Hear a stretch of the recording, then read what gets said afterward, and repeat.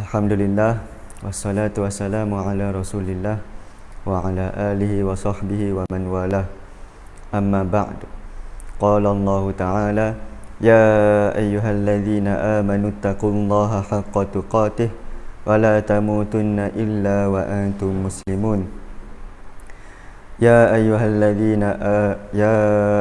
nasu taqu rabbakumul ladzi khalaqakum min nafsin wahidah wa khalaqa minha zawjaha wa batha minhuma rijalan katsiran wa nisaa'a wattaqullaha alladzi tasaaluna bihi wal arham innallaha kana 'alaikum raqiba.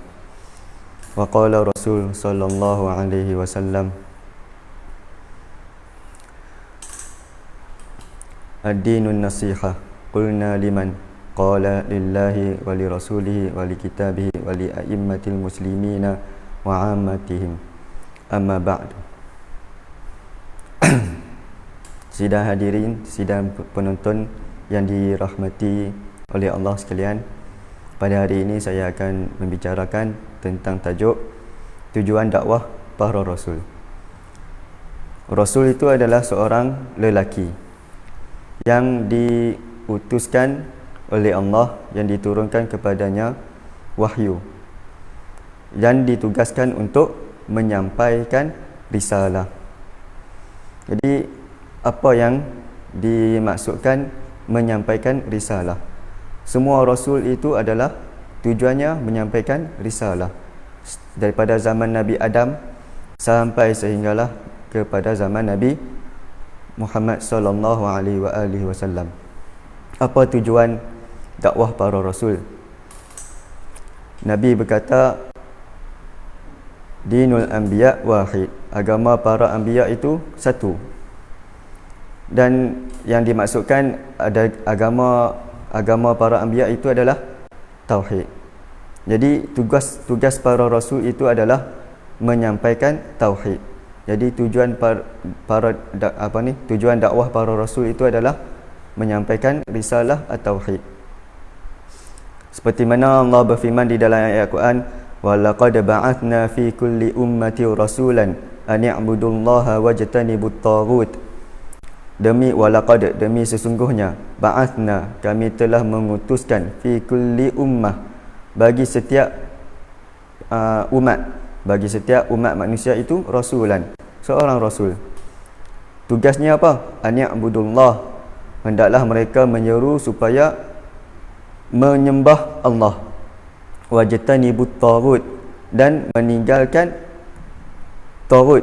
Taghut itu adalah setiap benda yang disembah selain daripada Allah. Seperti mana Allah berfirman dalam surah yang lain, wa ma khalaqatul jinna wal insa illa liya'budun. Wa ma khalaqatul jinna, tidaklah kami menciptakan jin, wal insa, dan manusia, illa, melainkan, liya'buduni, melainkan tujuannya untuk menyembah aku. Ibnu Abbas ketika menafsirkan perkataan liya'budun, menyembah aku itu, yang dimaksudkan menyembah aku itu adalah yuwahhiduni, mentauhidkan aku. Jadi tugas para rasul itu adalah menyampaikan risalah tentang tauhid, supaya kita umat sejagat satu dunia ini mentauhidkan Allah. Itulah tugas para rasul. Seperti mana dalam satu hadis ataupun satu asar daripada Ibnu Mas'ud, beliau berkata, sekiranya kalian ingin mengetahui apakah wasiat terakhir Rasulullah sallallahu alaihi wasallam, maka bacalah ayat ini. Qul ta'alu atlu ma harrama rabbukum 'alaikum alla tusyriku bihi syai'a wa bil walidaini ihsana wa la taqtulu auladakum min imlaq nahnu narzuqukum wa iyyahum wa la taqrabul fawahisha ma dhahara minha wa ma batan wa la taqtulun nafsa allati harramallahu illa bil haqq dzalikum wassaakum bihi la'allakum ta'qilun, sampai ayat wa anna hadza sirati mustaqiman fattabi'uhu wa la tattabi'us subula fatafarraqa bikum an sabilihi Dzalikum wassaqum bihi la'allakum tattaqun. Di dalam ayat ini ada 10 wasiat Rasulullah SAW sebelum baginda berpindah alam, sebelum baginda meninggal wafat. Dalam ayat ni, ayat wasiat yang pertama sekali Rasulullah menyampaikan adalah alla tusyriku bihi syai'a. Hendaklah kalian jangan menyembah selain daripada Allah sesuatu pun. Jangan mengambil pokok sebagai Tuhan, jangan mengambil patung sebagai Tuhan, jangan mengambil gambar sebagai Tuhan, jangan mengambil cincin sebagai Tuhan, jangan mengambil keris sebagai Tuhan. Semua ini adalah wasiat Rasulullah SAW supaya umat baginda meninggalkan syirik dan mentauhidkan Allah. Seperti mana dalam satu hadis an Mu'adz bin Jabal, daripada Mu'adz bin Jabal, qala, beliau berkata, kuntu radifan Nabi sallallahu alaihi wasallam, pada satu hari aku menunggang, aku berada di belakang Rasulullah sallallahu alaihi wasallam ala himarin, di atas seekor keldai. Rasulullah sallallahu alaihi wasallam menunggang dengan Mu'adz keldai. Ini menunjukkan bahawa Rasulullah SAW tu seorang yang tawaduk. Sebab himar ni di sisi orang Arab ni satu binatang yang rendah, nilai dia rendah. Jadi sepatutnya di segi logik kita takkan fikir Nabi akan menunggang keldai. Tapi atas dasar sifat Rasulullah SAW itu seorang yang tawaduk, dia menunggang keldai bersama Mu'adz bin Jabal. Dan satu riwayat menyebutkan keldai itu bernama Ufair. Qala ya Mu'adz, Rasulullah SAW bersabda, wahai Mu'adz, atadri ma haqqullah 'alal ibad wa ma haqqul ibadi 'ala Allah? Wahai Mu'adz, adakah kamu tahu apakah hak Allah ke atas seorang hamba dan apakah hak seorang hamba kepada Allah? Qultu, Mu'adz berkata, Allahu wa rasuluhu a'lam. Allah dan Rasulnya yang lebih mengetahui. Qala, Rasulullah sallallahu alaihi wasallam bersabda, fa inna haqqallahi 'alal ibadi, sesungguhnya hak Allah ke atas seorang hamba itu ayya'buduhu, hendaklah dia menyembah Allah, mentauhidkan Allah, wala yusyriku bihi syai'a, dan jangan dia mensyirikkan Allah dengan sesuatu pun, sikit pun jangan. Wa haqqal ibadi 'ala Allah, dan hak seorang hamba ke atas hambanya, an la yu'adziba man la yusyriku bihi syai'a. Hak hamba itu ke atas Allah itu adalah Allah tidak akan mengazab seseorang pun dari kalangan hambanya yang tidak pernah mensyirikkan Allah dengan sesuatu pun. Qultu, Mu'adz pun berkata, ya Rasulullah, wahai Rasulullah, wahai kekasih Allah, wahai utusan Allah, afala ubashiru bihin nas, perlukah aku memberi kabar gembira ini kepada manusia? Yalah, satu ganjaran yang sangat besar.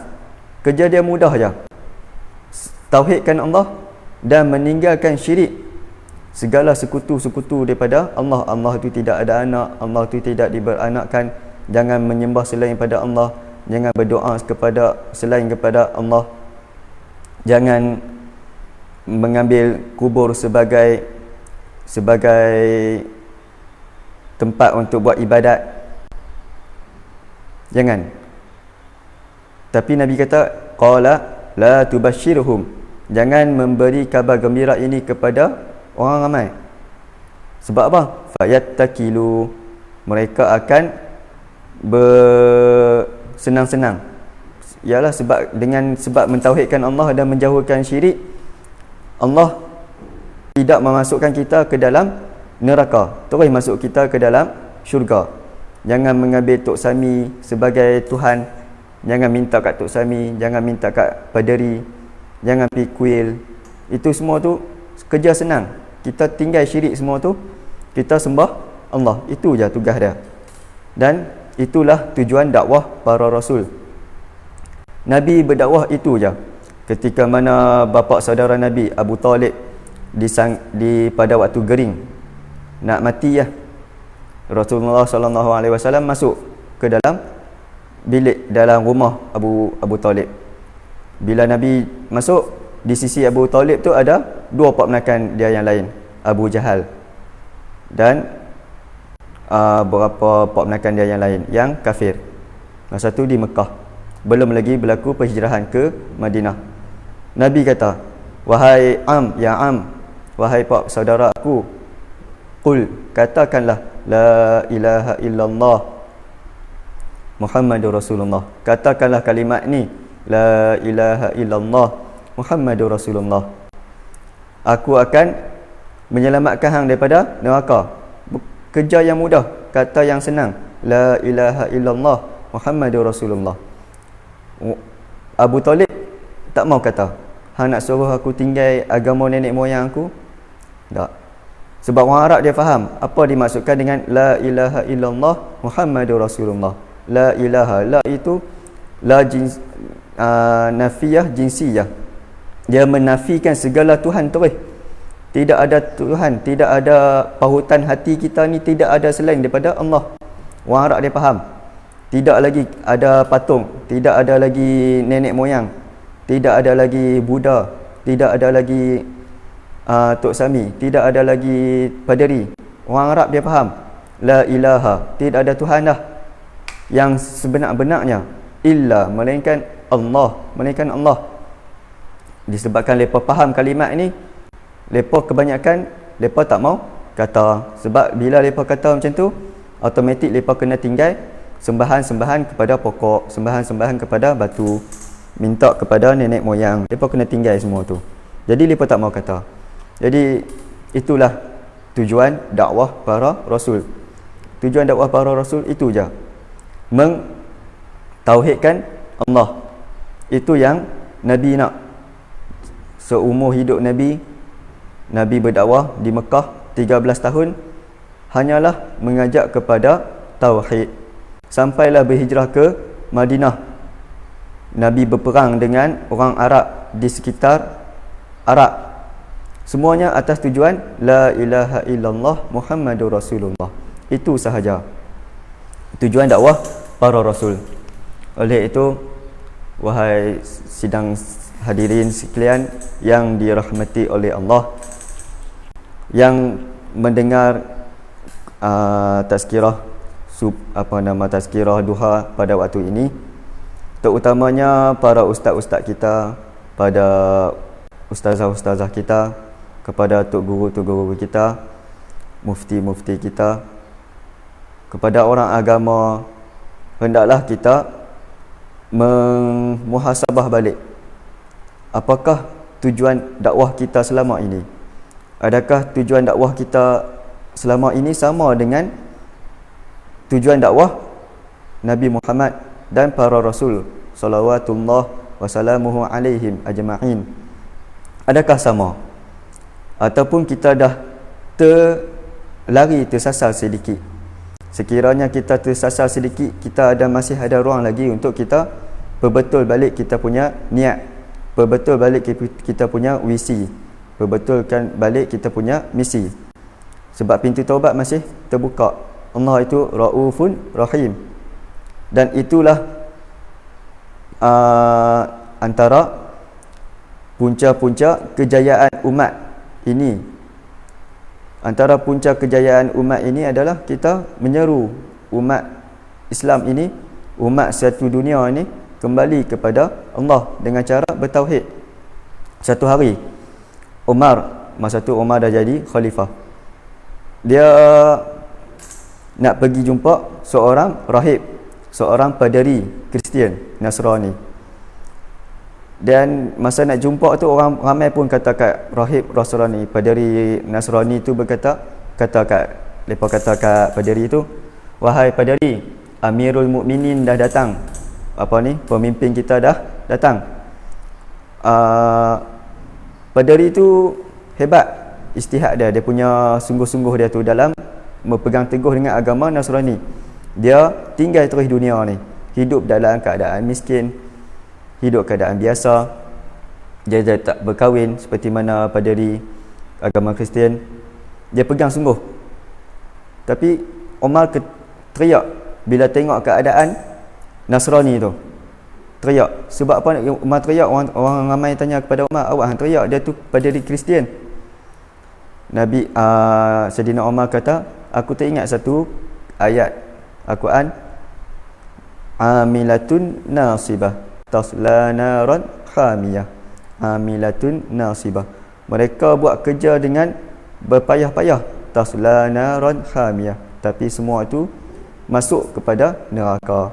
Orang Nasrani itu sebab apa masuk, walaupun dia meninggalkan semua urusan dunia tu, tak dapat pahala. Sebab dia meninggalkan tauhid. Dia meninggalkan tauhid.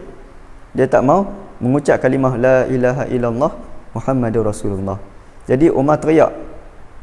Jadi adakah macam mana kita pula? Kita macam mana? Adakah kita selama ni kita tak bersedih tengok masyarakat kita kuih lama kuih meninggalkan tauhid? Punca tengok ada berapa ramai anak Melayu kita yang terlibat dengan rempit. Berapa ramai yang tak solat. Berapa ramai yang tak menutup aurat dengan betul. Berapa ramai yang meninggalkan masjid. Semua cuba kita tengok balik, kita cek balik, kita tanya mereka, apa tu tauhid? Kemungkinan mungkin mereka tak boleh jawab. Yang paling sedih, anak remaja kita tak berhati nak mengucap. Kataan yang senang, dia tak berhati nak mengucap la ilaha illallah Muhammadur Rasulullah.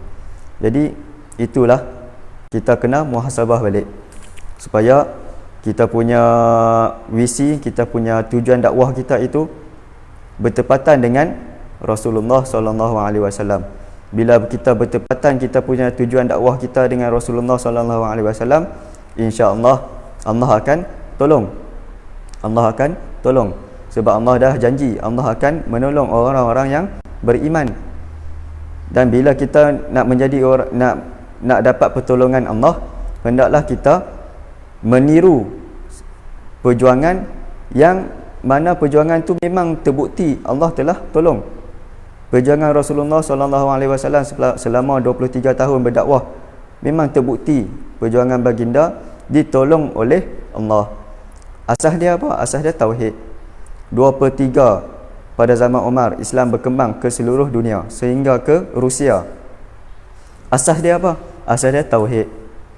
Mengajak orang ramai, mengajak masuk ke dalam Islam, itulah yang asas dia. Kembali kepada Allah, itu asas dia. Jadi kalau kita nak perlukan bantuan Allah dalam perjuangan kita, kita perlu kembali kepada asas seperti mana dakwah para salafus salih, seperti mana dakwah para anbiya. Jadi cukup sekadar itu. Oleh itu pada waktu ini, kesempatan ini juga saya ingin mengajak tuan-tuan, puan-puan, hadirin hadirat, datuk-datuk, datin-datin yang mendengar tazkirah ini, marilah sama-sama kita membantu sekolah ini, membantu pihak sekolah membangunkan fasiliti bangunan atau apa-apa yang patut bagi menjalankan tugas dakwah di sekitar kawasan Padanserai ini khususnya, dan kepada umat Islam seluruh Malaysia secara umumnya. Sama-sama kita membantu. Wa ta'awanu 'alal birri wat taqwa. Hendaklah kalian saling tolong-menolong di antara dalam perkara kebaikan dan bertakwa. Tak minta banyak, paling cukuplah seorang setiap orang bagi sumbangan RM1 ataupun RM10. Itu pun cukup, sudah cukup nilai yang sangat bernilai bagi kami. Oleh itu, sekian. Wabillahi taufiq. Wassalamualaikum warahmatullahi wabarakatuh.